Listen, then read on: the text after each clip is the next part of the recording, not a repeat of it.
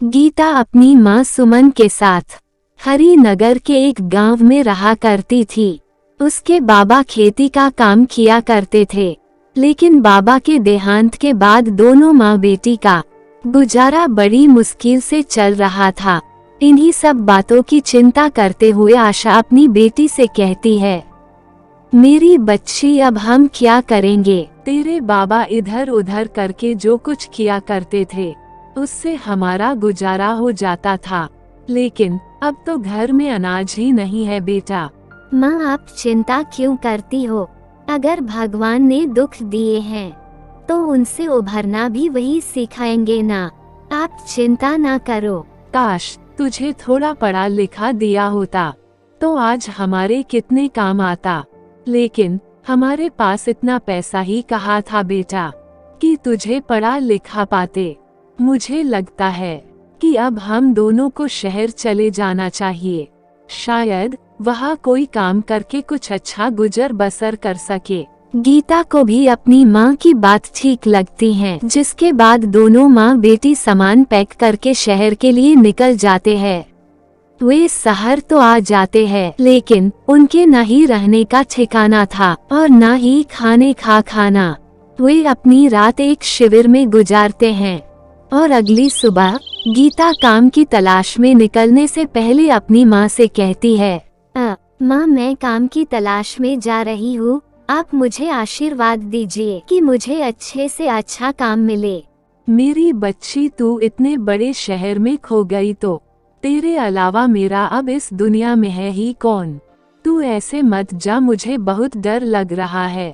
तभी शिविर के पास एक गाड़ी आकर रुकती है, जिसमें से एक सेठ निकलता है जो अक्सर ही गरीबों को खाना खिलाया करता था। वह सेठ उन दोनों को भी खाना देता है, जिससे उनका एक वक्त का गुजारा हो जाता है और गीता काम की तलाश के लिए निकल जाती है। तभी रास्ते में उसे एक बूढ़ा व्यक्ति दिखाई देता है जो कि साइकिल पे कचौरी बेचा करता था। वह साइकिल लेकर आगे बढ़ता रहता है कि अचानक से उसके कचौरी की टोकरी पलट जाती है और सारे कचौरी जमीन पर गिर जाते हैं। तभी गीता उसके मदद के लिए उसके पास जाकर सारे कचौरी उठाकर टोकरी में डाल देती है, जिसके बाद वह आदमी गीता से कहता है, भगवान तेरा भला करे बिटिया, तूने आज इस गरीब की मदद की है बिटिया। वैसे कहाँ से आई हो तुम? बाबा, मैं गांव में काम की तलाश में आई हूँ, लेकिन मुझे काम नहीं मिल रहा। सुबह से बस इधर उधर भाग दौड़ कर रही हूँ। वैसे बुरा ना मानो तो बिटिया, मेरे पास एक काम है। तुम्हारे लिए ज्यादा पैसे तो नहीं है, लेकिन तुम्हारा गुजर बसर तो हो ही सकता है। अब मैं बूढ़ा हो चला हूँ और अब ये साइकिल मुझसे नहीं चलती। अगर तुम मेरे कचौरिया बेच दोगी तो मैं तुम्हें 100 रुपए दिहाड़ी दूंगा। ये सुनकर गीता खुश हो जाती है। उसे लगता है कि उसने इस गरीब बूढ़े की मदद की है तो भगवान ने आशीर्वाद दे दिया है। अब बाबा की कचौरी की साइकिल पर गीता कचौरी बेचने निकल जाती है। वो हर रोज 100 रुपए की दिहाड़ी के हिसाब से कचौरी बेचने निकल जाती है।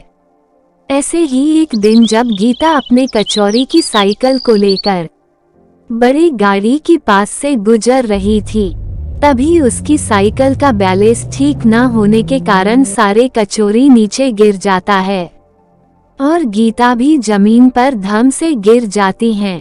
तभी उस कार में से दीपक नाम का एक लड़का बाहर आता है। माफ करना, आपको चोट तो नहीं आई ना? मैं जल्दबाजी में ऑफिस जा रहा था तो गलती से बैलेंस नहीं बना। आपका सही है साहब, आप अमीर ऐसे ही होते हो। गरीबों को सड़क पर रौंद के चले जाते हो और उसके बाद माफी मंगाते हो। अरे आप मुझे गुस्सा क्यों कर रही हो? आपको कहीं चोट तो नहीं आई ना? और आपका जो भी नुकसान हुआ है ना, मैं ना उसके पैसे दे दूंगा। अरे साहब, मुझे ना आपका कोई एहसान नहीं चाहिए। ये बात सच है कि मेरा नुकसान आपकी वजह से हुआ है। एक काम करो, मैं तुम्हें कुछ पैसे दे सकता ही, एहसान नहीं। उधार समझकर रख लो। कचौरी बेचकर जो पैसे आएंगे तो मुझे वापस लौटा देना। अच्छा ठीक है, पर मेरा आपसे वादा है कि मैं आपक पैसे लेकर भागूंगी नहीं, और मैं खुद आपके पैसे लौटाने आऊंगी। और मैं उस दिन का इंतजार करूंगी। गीता को ये बात अच्छी लगती है। गीता उस आदमी से पैसे ले लेती है और उसका कार्ड भी ले लेती है। अब गीता को कुछ समझ नहीं आ रहा था। बाबा तो मुझे अपने हाथ से कचौड़ी बना के दिए थे। अगर अब बाजार से कचौड़ी खरीद के बेचूंगी तो क्या पता उसका स्वाद कैसे रहेगा, और महंगे भी पड़ेंगे, और कहीं उनके लगे बंधे ग्राहक भी ना टूट जाए। क्या करेगी गीता, कुछ सोच। गीता को कुछ समझ नहीं आता, जिसके बाद वह अपने घर आती है और उस आदमी के दिए पैसे से कचौड़ी का सामान लाकर खुद अपने हाथों से कचौड़ी बनाती है और पूरा दिन कड़ी मेहनत करके कचौड़ी बेचती है। अरे वाह, क्या बात है, आज तो पूरे कचौड़ी बिक गए। एक काम करती, ये जो कचौड़ी बचे हैं इन्हें बाबा के लिए ले जाती हूँ, और कुछ उस आदमी के लिए जिसने मुझे पैसे दिए थे। उमा, दोनों खुश हो जाएंगे। गीता सबसे पहले बचे हुए कचौड़ी बाबा के लिए लेकर जाती है और बाबा उन कचौड़ी को खाकर कहते हैं, वाह वाह बिटिया, आज तो बहुत अच्छा मुनाफा हुआ है, और ये कचौड़ी भी बहुत अच्छा बनाए है तुमने तो। अरे बाबा, ये कचौड़ी तो आपने बनाए थे, मैंने तो बस इनको बेचा था। और आप ये क्या कह रहे हैं? और ये कुछ बच गए थे तो मैंने सोचा कि आपके खाने के लिए ले आऊं। पूरी जिंदगी कचौड़ी बेचकर गुजर दी बिटिया, अच्छे से जानता हूँ कि ये कचौड़ी मेरे हाथ के नहीं है, लेकिन ये मेरे हाथों से भी ज्यादा स्वादिष्ट है। माफ करना बाब, आपके वाले कचौरी न आज गिर गए थे। किसी आदमी ने मेरी मदद की और उन पैसों से मैंने खुद के कचौड़ी बनाकर बेचे और वही पैसे आपको दे दिए। मेरा मन था कि मेरे हाथ के बने कचौड़ी आप भी चख कर देखिए, तो मैं आपके लिए ले आई। मुझे लगता है बिटिया, तुझे खुद का काम शुरू करना चाहिए। तू सच में बहुत अच्छे कचौड़ी बनाती है। सिर्फ 100 रुपए के लिए अपने हुनर को खराब मत कर, ऐसे तो तू सारी उम्र यही करती रह जाएगी। मैं चाहूँ तो लालच में तुझे 100 रुपए रोज देता रहूंगा और घर पर बैठकर आराम करूंगा, पर तू मेरी बिटिया जैसी है तो मैं चाहता हूँ कि तू खूब तरक्की करे। गीता को बाबा की बात अच्छी लगती है और उसके बाद गीता उस आदमी के पास जाती है जिस आदमी ने उसे पैसे दिए थे। वो गीता उस आदमी का शुक्रिया अदा करती है और वो उसे कचौड़ी खाने के लिए देती हैं। उस आदमी को कचौड़ी बहुत अच्छी लगती है तो वह कहता है कि आपने सच में कचौड़ी बहुत अच्छा बनाए हैं।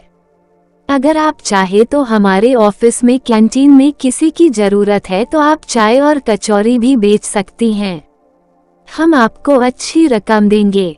अरे शुक्रिया साहब, बीवी तो मेरी सारी परेशानियां हल कर दी। मुझे बीवी माफ कर दीजिए, उस मैंने आपको इतना उल्टा सीधा भी बोला, और आपने ने इस गरीब कचौड़ी वाली की कितनी मदद की है। गीता बहुत खुश थी क्योंकि अब उसके पास नई उमंगों से भरा भविष्य था। गीत माँ के पास आती हैं और अपनी माँ को सब बताती हैं और कचौड़ी खाने को देती है। मुझे गर्व है मेरी बच्ची, हम तुझे पढ़ा लिखा तो नहीं पाए, लेकिन फिर भी तूने अपनी कामयाबी का रास्ता ढूंढ ही लिया, और देख आज तू अपना कारोबार शुरू करने जा रही हैं। माँ, ये सब तो बस आपकी दुआओं की वजह से हुआ है। आप उस आदमी की कैंटीन में आराम से एसी में बैठकर कचौड़ी बेचना और मैं साइकिल पर देखना, हम दोनों मिलकर एक दिन अपने सपने पूरे कर लेंगे। जुग जुग जियो मेरी बच्ची, भगवान तेरा हमेशा साथ दे।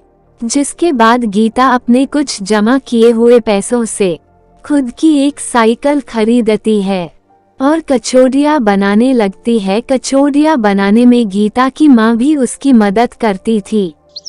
सुबह और शाम के समय गीता की माँ उस आदमी के ऑफिस में कचौड़ी बेचा करती थी और गीता सड़कों पर इधर उधर घूमकर साइकिल पर कचौड़ियाँ बेचा करती थी।